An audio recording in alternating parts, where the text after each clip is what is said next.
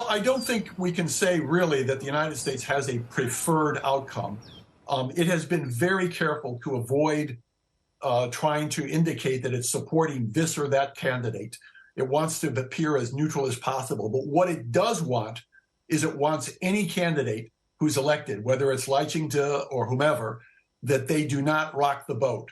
In other words, they do not undertake unilaterally radical moves that change what the United States would define, what the U.S. would define as the status quo, which would be some continuation of the current position for Taiwan, which is not to push for independence and also not to suddenly push for unification with China by accepting Chinese terms, which, of course, Taiwan is not about to do.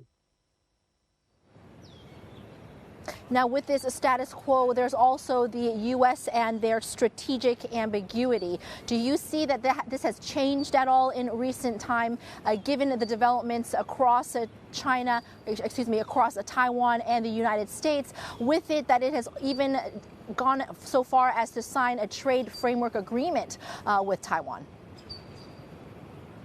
Well, I think that strategic ambiguity has been under some pressure from outside of the United States government by various observers who've argued that the threat from China is so extreme that the United States must now make a clear, unambiguous stand that it will defend Taiwan regardless of conditions that would lead to a Chinese attack, that it would defend it under whatever conditions if China were to attack.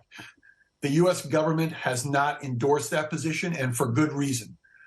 The idea of the United States maintaining a more distant position on whether, when, how it might come to the defense of Taiwan if the Chinese put military pressure on Taiwan or attack it is critical to the policy position that the United States has held for decades, since the normalization of relations with China and since the improvement of relations with Taiwan since it became a democracy.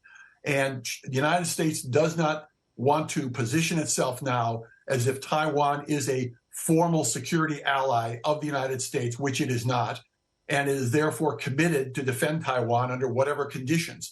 That, I think, would just lead to more extreme positions on the part of China. They're not going to back down in the face of that. They will just increase their level of pressure and their level of pessimism in dealing with the Taiwan situation and look more and more towards the use of military instruments of various types to put pressure on Taiwan and to deter the United States. So a position of strategic clarity, as it's called, would simply worsen the overall situation. What we need, actually, is a revitalization of the original understanding that was established between Beijing and Washington at the time of normalization, and that was the U.S. support in a credible way for its one China policy and the Chinese support in a credible manner for its policy of seeking peaceful unification as a first priority. Both of those policies are still in existence, at least formally, in both sides, but it's becoming less and less convincing.